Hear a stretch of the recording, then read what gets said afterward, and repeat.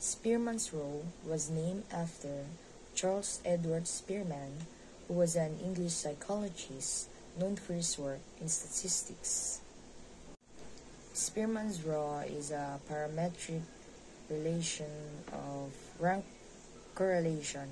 Parametry means the data is ordinal, so it is based on rankings rather than numbers.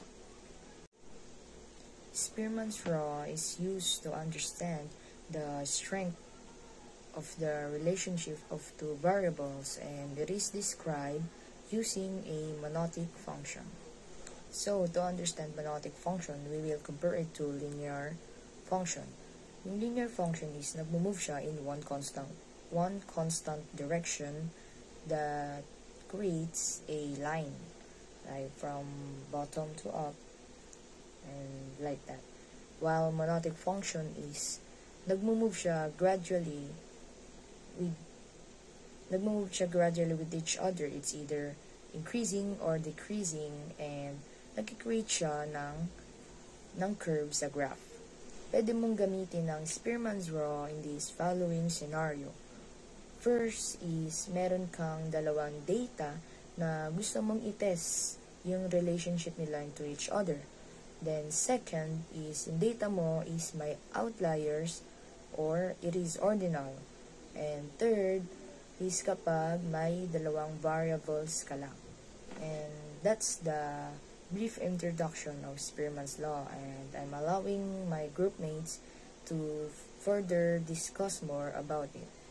Good day everyone, I'm Irishina Loriano and I'm going to present the Pearson correlation and Spearman correlation, the difference between them. So, Spearman and Pearson correlation are two methods that use to measure the relationship between two variables, but they differ in application and underlying assumption. Pearson correlation evaluates the linear relationship between two continuous variables.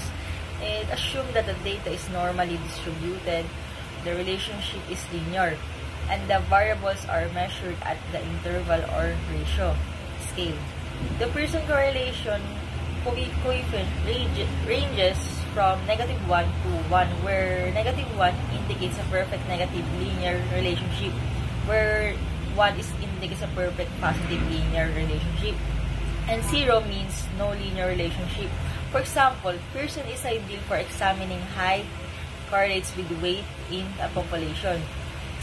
Spearman correlation, on the other hand, measures the strength and direction of a monotic relationship between two variables. It is a non-parametric, meaning it does not assume normality or linearity and can handle ordinal data. Spearman works by ranking and data and calculating the correlation based on these ranks. The Spearman coefficient, P or Rho, also ranges from -1 to +1. For example, for this, it's useful for assessing the relationship between exam ranks and student performance. So basically, in conclusion, Pearson is best for linear and normally distributed data, while Spearman is suitable for non-linear or ordinal data where the relationship is monotic. Idea of what Spearman graph is, let's proceed with some examples. So you can see in our table that we have here 8 computer gamers. We have here a reaction time, also age. So we have a corresponding reaction time from 12 to 26, while in age we have 14 to 95. So in Pearson, that's the only data that we're going to need, but in Spearman we're going to also get the ranks. So in reaction time, we're going to arrange from 1 to 8. 1 is the lowest, while it's the fastest reaction time. So let's go also in age. That's what we're going to do also.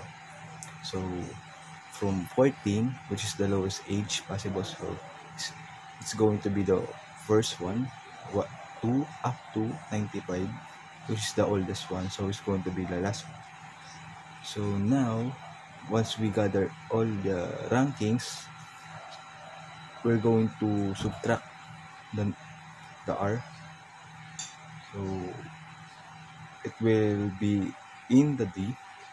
So you can see in the table that I already subtract all of them. Then the corresponding answers will be squared. So all in all, it will be total of 8. So now, since we have no ties, we're going to use the formula RS is equals to 1 minus 6 times the summation of D squared I all over n times n squared minus 1. We're just going to substitute the number based on the corresponding data that we gathered. So the formula will be RS is equals to 1 minus 6 times 8 all over 8 times 8 squared minus 1. Then it will be equal to 1 minus 48 all over 504, which is going to be 0.90. That now we're going to find how correlated the final answer that we gathered. So using the coefficient, we can now determine the strength of the correlation. If it has 0.1 to 0.0 to 0.1, then it has no correlation. Then from 0.1 to 0.3, it has low correlation. Then 0.3, 0.3 to 0.5, it has low correlation, medium correlation rather. Then from 0.5 to 0.7, it has high correlation. Then from 0.7 to 0.1, 0.7 to 1, it has very high correlation. Since our answer is 0.90, then we can conclude that our data has a very high correlation with the data